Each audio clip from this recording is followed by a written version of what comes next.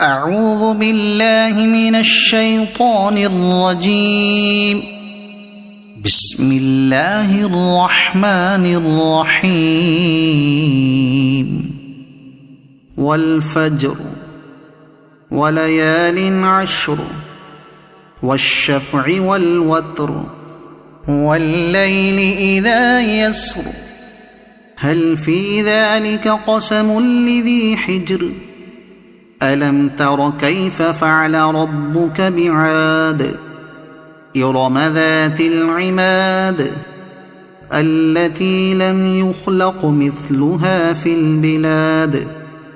وثمود الذين جابوا الصخر بالواد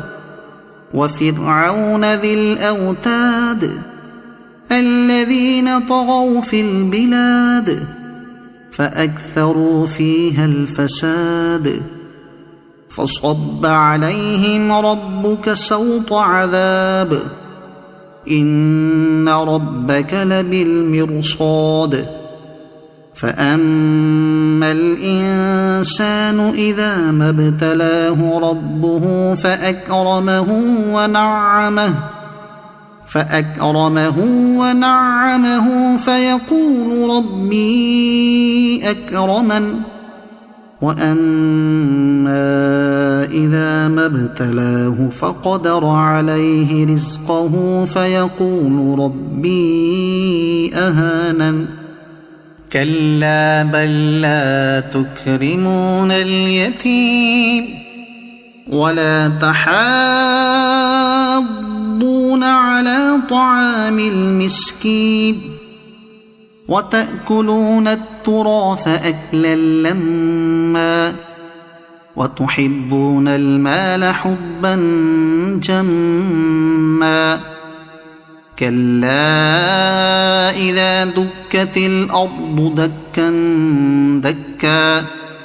وجاء ربك والملك صفا صفا وجيء يومئذ بجهنم يومئذ يتذكر الإنسان وأنى له الذكرى يقول يا ليتني قدمت لحياتي فيومئذ لا يعذب عذابه أحد ولا يوثق وثاقه أحد يا أيتها النفس المطمئنة ارجعي إلى ربك راضية مرضية فادخلي في عبادي وادخلي جنتي. صدق الله العظيم.